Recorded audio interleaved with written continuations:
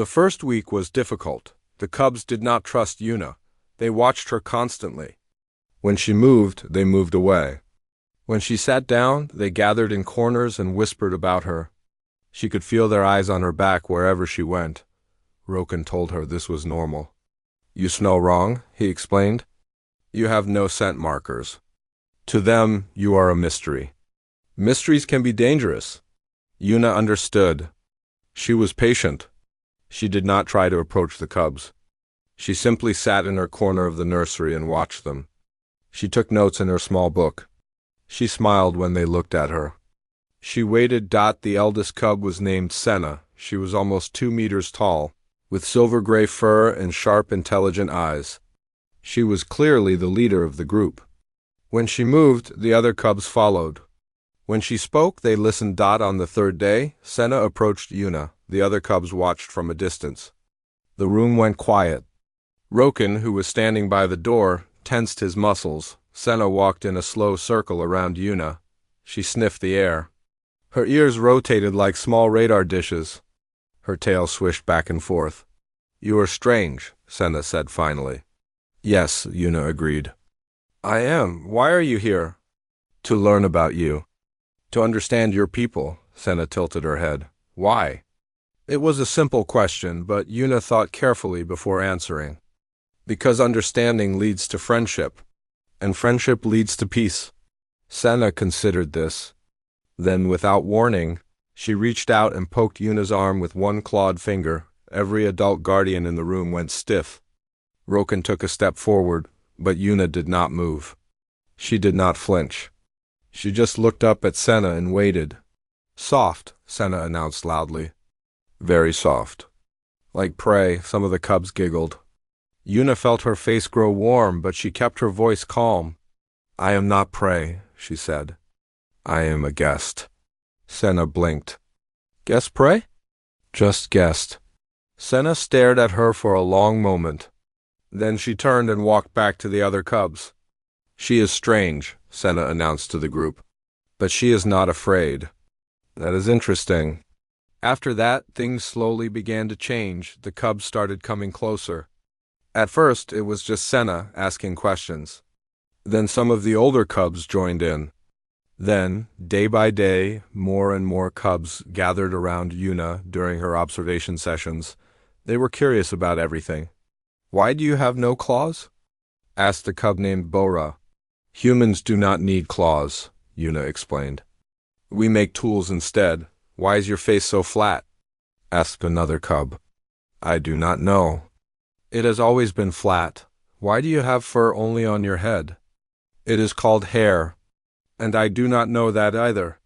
The cubs found this very funny. A creature that did not even know why it looked the way it looked. How strange. How amusing. The smallest cub in the nursery was named Taiko. He was barely bigger than a large house cat, with oversized paws and ears that were too big for his head. He was shy and quiet, always hiding behind the bigger cubs. But Taiko was also the most curious. One afternoon, while Yuna was sitting alone and writing in her notebook, she felt something warm press against her side. She looked down and saw Taiko. He had crept up to her without making a sound.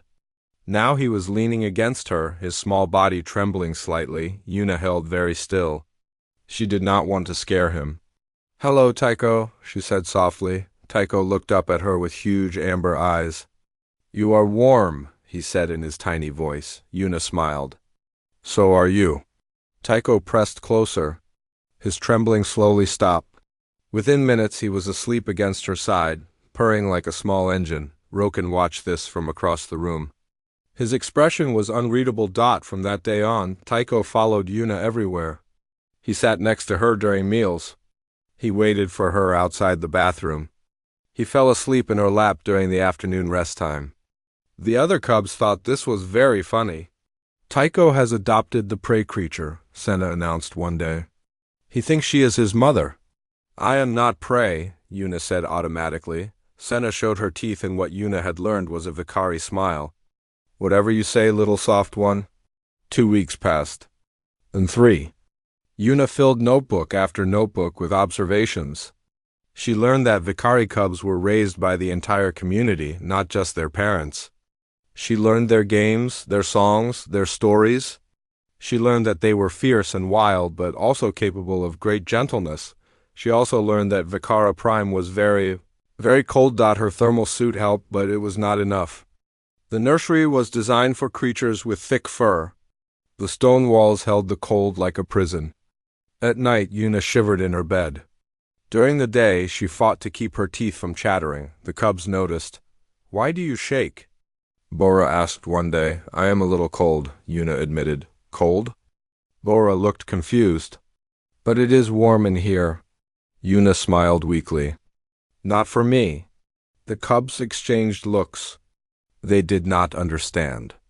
How could anyone be cold in such a comfortable place? But they remembered. Cubs always remember. On the 28th day, Yuna woke up with a tickle in her throat. By midday, her nose was running. By evening, her head felt heavy and her body ached. She was getting sick. She tried to hide it. Humans were supposed to be tough, adaptable. She had a job to do.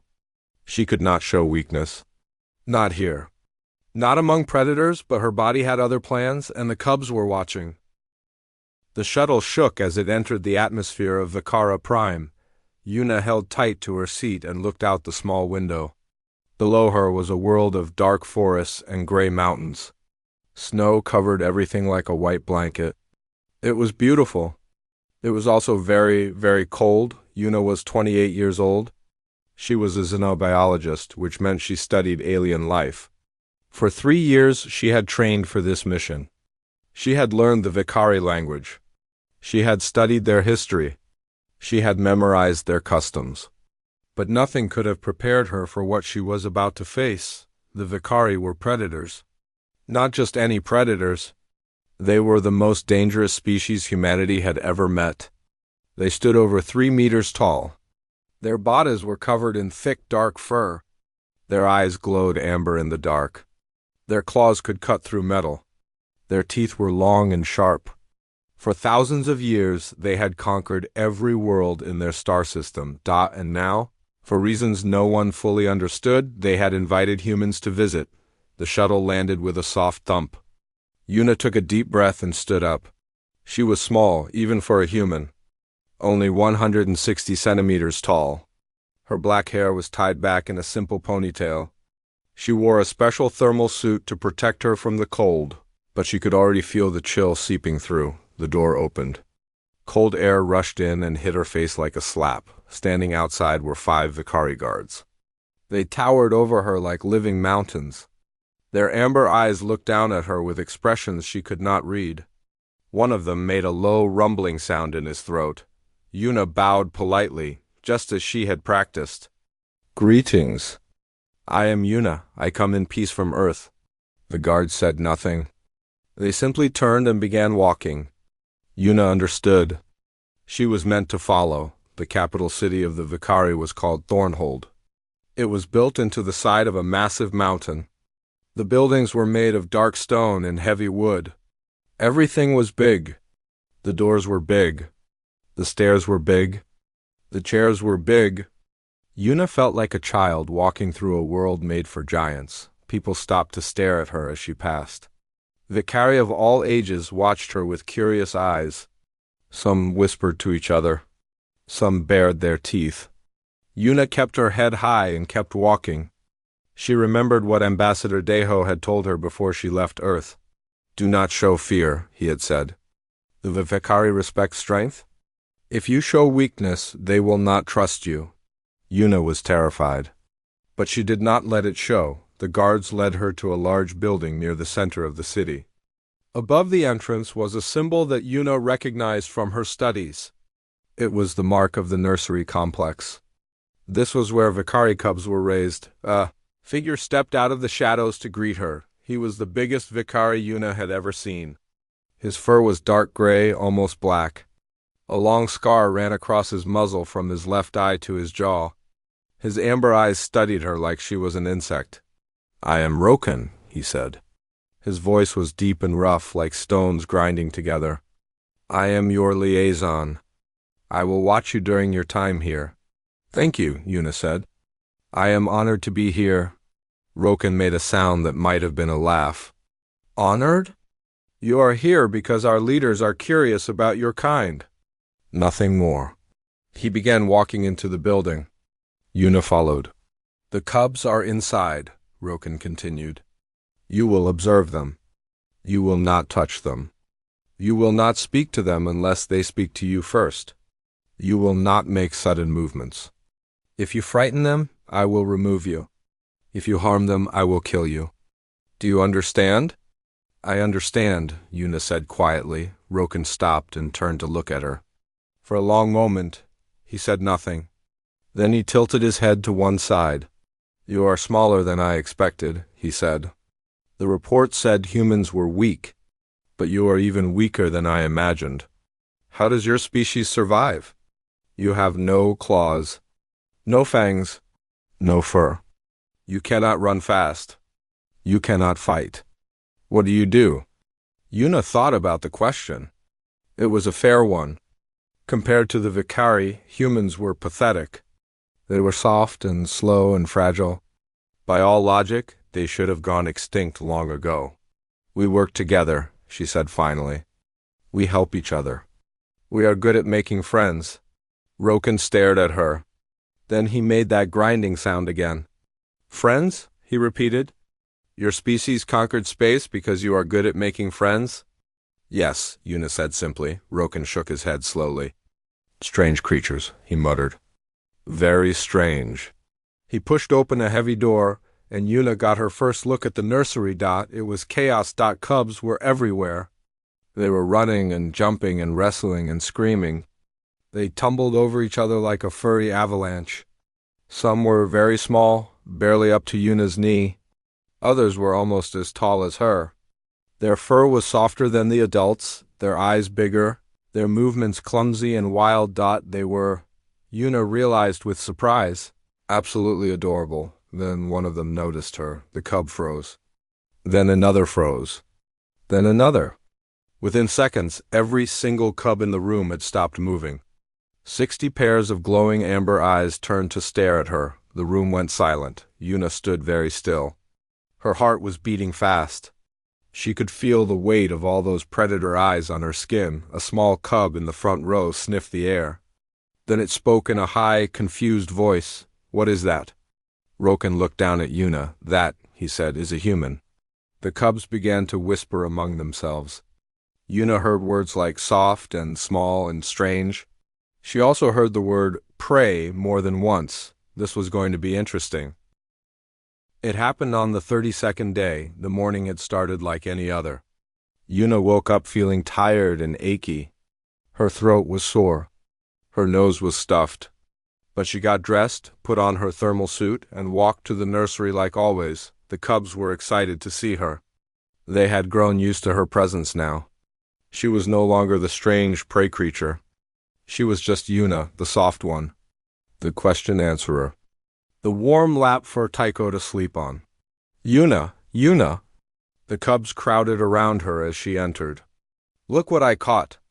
Watch me jump. Tell me a story about Earth. Yuna smiled despite her headache. One at a time, she said. I only have 2 ears. She sat down in her usual spot on the floor. The stone was cold beneath her, but she ignored it. Within seconds, she was surrounded by cubs. Tycho immediately climbed into her lap and made himself comfortable. Other cubs pressed close, showing her toys and treasures they had found. Look, said a cub named Hannah, holding up a small stone. I found this by the river. Is it pretty? Very pretty, Yuna agreed. I killed 3 practice targets today, announced Bora proudly. The teacher said I was the best. That is wonderful. I can run faster than Senna now, claimed a cub named Juro. This was clearly a lie. But Yuna nodded seriously. Very impressive. The cubs chattered and laughed. They climbed over each other to get closer to Yuna. They poked her soft skin and played with her strange flat hair. She was their favorite toy now. Their favorite puzzle. Their favorite whatever she was. Yuna felt the cold deep in her bones. Her head was pounding. Her nose was running. She wiped it quietly with her sleeve, hoping no one would notice. but Tycho noticed. He looked up at her with big worried eyes. "Your face is leaking," he said. "It is fine," Yuna said. "Just a small problem." "Nothing to worry about?" Tycho did not look convinced, but he put his head back down and continued purring. The cold in Yuna's chest was getting worse. She could feel something building. A pressure. A tickle. She tried to hold it back. She pressed her finger under her nose. She held her breath. It did not work. The sneeze exploded out of her like a bomb. Echo? It was loud. It echoed off the stone walls. It made Yuna's whole body shake. Every cub in the room froze. For one long second, nobody moved. 37 pairs of amber eyes stared at Yuna, 37 small. Bodies went completely still. Then Tycho moved. The tiny cub launched himself upward like a furry rocket. He wrapped his small arms around Yuna's neck and held on tight. His whole body was trembling. "She made the sick sound," Tycho cried. "She made the sick sound." And then chaos erupted. Cubs came from everywhere. They ran, they jumped, they climbed over each other. Within seconds, 3 more cubs had attached themselves to Yuna's back. Then 5 more piled on from the sides. Then 10 more joined the heap. "Pack formation!" Senna's voice rose above the noise. "The soft one is cold sick. Pack formation now!" Yuna could not move. She could not speak. She could barely breathe. She was being buried alive under a mountain of worried predator cubs. Furry bodies pressed against her from every direction. Warm fur covered her arms, her legs, her chest, her head. Tails wrapped around her like ropes. Small paws patted her face with gentle but firm pressure. "We fix," Tycho announced from somewhere near her ear. "We fix the cold sick. Pack keeps pack warm. This is the law." "I am okay," Yuna tried to say, but her voice was muffled by fur. "She is still talking," observed Bora. "That is good. Cold sick has not reached her brain." "More warmth," commanded Senna. "Everyone closer. Leave no gaps." The pile shifted. More cubs squeezed in. The weight on Yuna's body increased. The heat was now overwhelming. She was no longer cold. She was being slowly cooked by predator love. "Guys," she managed to say, "I cannot breathe." "Breathing is optional during healing," Juro said confidently. "I read it in a book. That is not true." "Quiet, sick creatures should rest." Yuna gave up trying to argue. She lay there, buried under 400 kilograms of worried cubs, and started to laugh. She could not help it. The situation was ridiculous. She was a scientist from Earth. She had come to study the most dangerous predators in the galaxy. And now she was being smothered to death by their babies because she had sneezed. Her laughter made the cubs confused. "Why is she making that sound?" asked Hannah. "Maybe her brain is broken," suggested Bora. "More warmth," Senna ordered. "Warmth fixes everything." The door to the nursery opened. Heavy footsteps approached. "What," said Roken's deep voice, "is happening here?" The pile of cubs did not move. 37 small faces turned to look at him. "She made the sick sound," Senna explained. "Pack protects weak members. This is the law?" Roken stared at the scene. His scarred face showed no expression. "She is not Pack," he said slowly. Every cub in the room bristled. Yuna could feel their fur standing up against her skin. "She is now," Tycho growled. It was the first time Yuna had ever heard him make an angry sound. "She is ours. We claimed her. You cannot take her." Roken was silent for a long moment.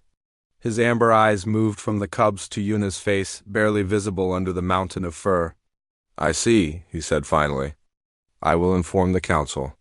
He turned and walked out. The cubs relaxed. The pile settled. Tycho pressed his small face against Yuna's cheek. "Do not worry," he whispered. "We will keep you safe. Forever and ever." Yuna, still unable to move, smiled into the darkness of the fur pile. "Thank you," she whispered back. Outside the nursery, Roken stood in the cold corridor. His face was thoughtful. In 3,000 years of Akari history, no outsider had ever been claimed by cubs. Something had changed, and he was not sure if it was good or bad. The news spread fast. By sunset, every adult in the capital city had heard the story. By the next morning, it had reached the other side of the planet. By the end of the week, every Vicari in every colony in every star system knew what had happened in the nursery. Human had been claimed by cubs. This had never happened before. In 3,000 years of Vicari history, no outsider had ever received pack bonds from the young. Cubs were precious. Cubs were protected. Cubs were the future of the species. They did not give their loyalty to just anyone, and yet 37 cubs had given their loyalty to a small, soft, clawless creature who could not even survive their weather. The Vicari did not know what to make of this. Some were angry. They said the cubs had been tricked. They said the human had used some kind of magic or technology. They demanded that Una be removed from the nursery immediately. Others were curious. They said this was a sign. They said humans were different from any species the Vicari had ever met. They wanted to understand why. The High Council called a meeting. Una was summoned to appear before them. The council chamber was enormous. It was carved deep into the heart of the mountain. Hundreds of stone seats rose in circles toward a domed ceiling painted with stars. In those seats sat the most powerful Vicari in existence. Warriors who had conquered worlds. Scholars who had unlocked the secrets of space travel. Leaders who had guided their people for centuries. They were all looking at Una. She stood alone in the center of the chamber. She was still recovering from her cold. Her nose was red. Her voice was scratchy. She felt very small. At the top of the chamber sat Elder Myra. She was the oldest living Vicari. Her fur was white with age. Her eyes were pale gold. She had seen empires rise and fall. She had watched stars die. She was over 500 years old. When she spoke, everyone listened. Human, Myra said.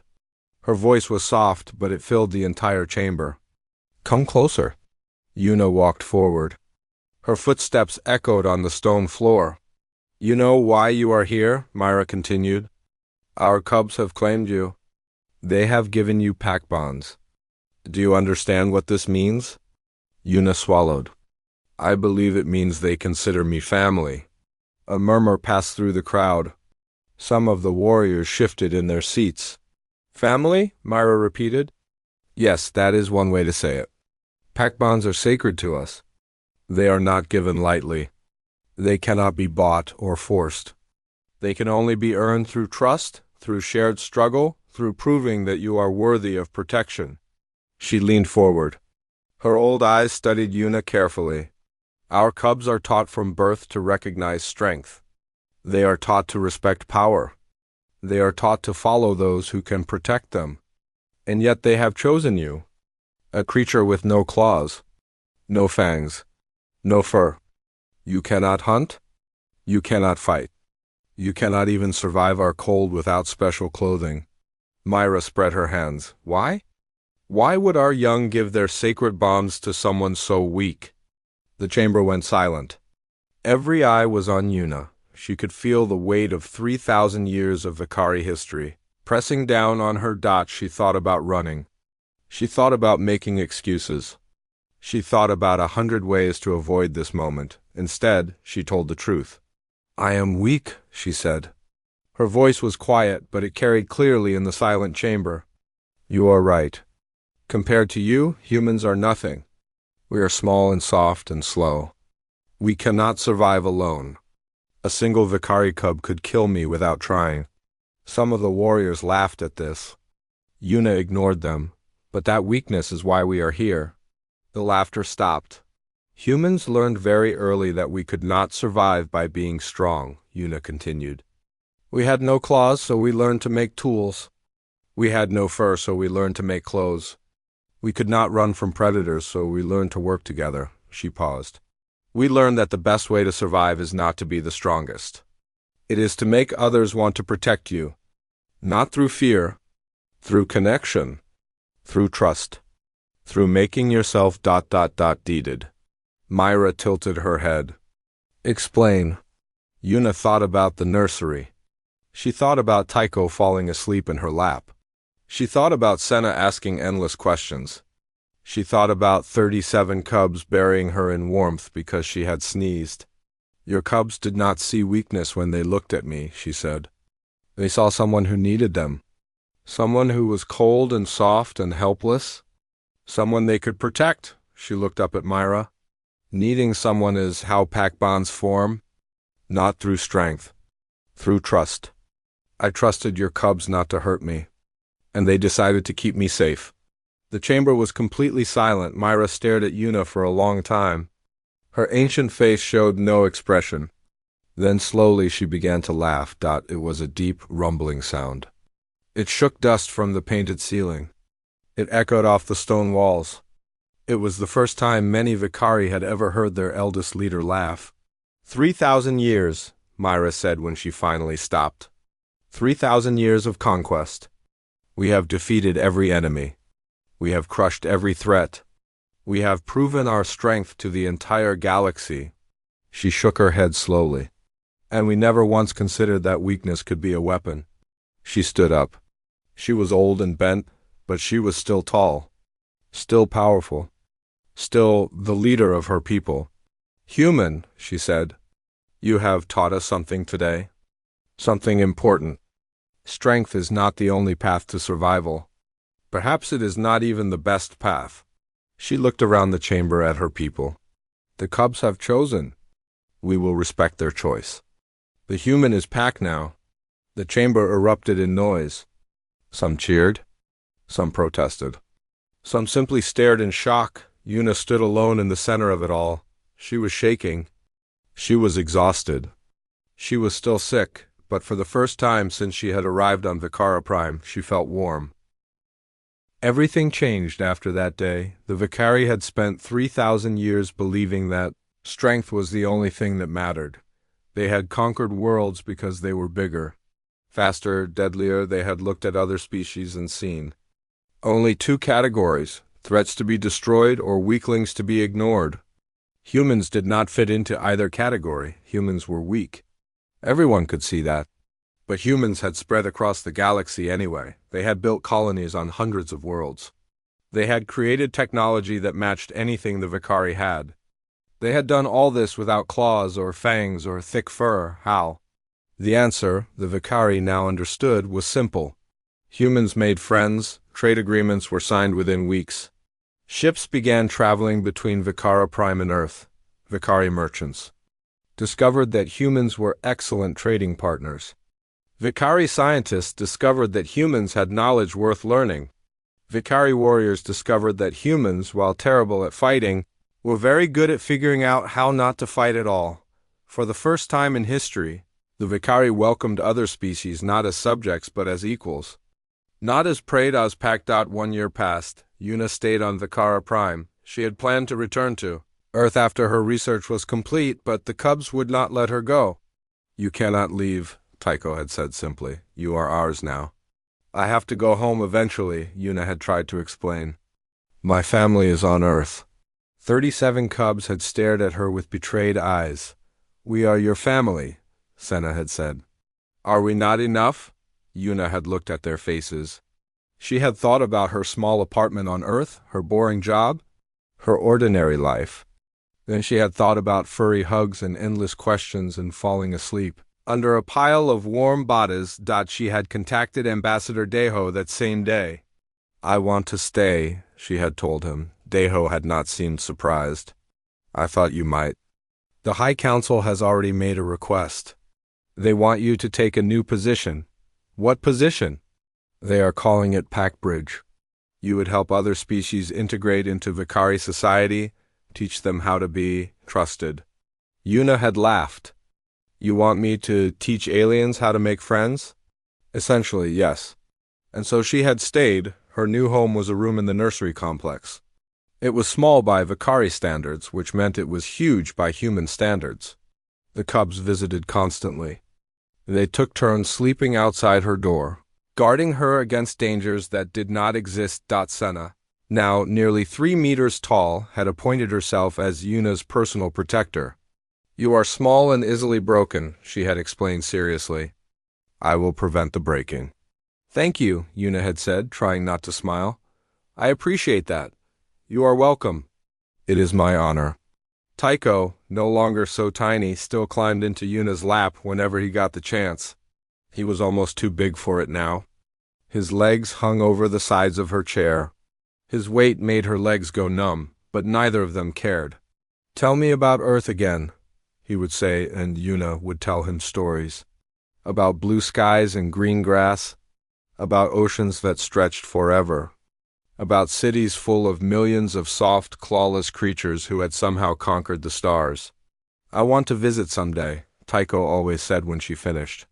Maybe you will, Yuna always replied, on the 1-year anniversary of the Great Sneeze. Incident, as it was now officially called, a ceremony was held. Ambassador Deho traveled from Earth to attend. Representatives from a dozen species came to watch. It was the largest gathering Vicara Prime had ever seen. The ceremony was to celebrate the alliance between humans and Vicari, but everyone knew what it was really about. It was about a single sneeze that had changed history. Deho found Yuna in the nursery before the ceremony began. She was sitting on the floor, surrounded by cubs. Tycho had claimed her lap. Senna stood behind her like a furry mountain. Other cubs pressed close from every side. Deho stared at the scene for a moment. Then he shook his head slowly. You know, he said, when I told you that humans survive by making friends, I did not expect you to take it this far. Yuna grinned up at him. What can I say? I am very good at my job. You are buried under predators, friendly predators. They could kill you by accident, but they would feel very bad about it. Deho sighed, but he was smiling. The council wants you to give a speech at the ceremony. Something about unity and cooperation and the future of our species. Yuna thought about it. Then she shook her head. No speeches, she said. I have a better idea. The ceremony hall was packed. Thousands of Vicari filled the seats. Hundreds of humans stood in special sections built for smaller species. Representatives from other worlds watched from balconies above. Elder Myra stood at the center of the stage. She was older now, slower, but her eyes were still sharp. Today we celebrate something new, she announced. For 3,000 years, the Vicari have walked alone. We trusted no one but ourselves. We needed no one but ourselves, she paused. We were wrong. A murmur passed through the crowd. Strength is important, Myra continued, but strength alone is not enough. The humans have taught us that there is another kind of power. The power of trust. The power of connection, the power of making yourself needed. She gestured toward the side of the stage. And now, the one who taught us this lesson will show you what that power looks like. Yuna walked out onto the stage. She was still small, still soft, still completely harmless looking. Behind her came the cubs. 37 young Vicari followed her onto the stage. They ranged in size from barely knee-high to almost 3 meters tall. They walked in perfect formation, their eyes forward, their steps proud. When Yuna stopped, they stopped. When Yuna sat down on the stage floor, they sat around her. When Yuna opened her arms, they piled in. The audience watched in stunned silence as the future of the Vicari species, their most precious treasure, their most protected resource, buried a tiny human under a mountain of love. Tycho's voice rose above the purring. She is ours, he announced to the crowd. She is Pack, and Pack protects Pack. He looked up at Elder Myra. This is the law, Myra smiled. It was a rare expression for a Vicari elder. Yes, she agreed. This is the law.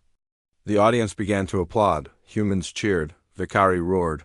Other species made whatever sounds meant happiness in their cultures. Yuna, buried under 400 kilograms of devoted predator cubs, laughed until tears ran down her face. She was warm.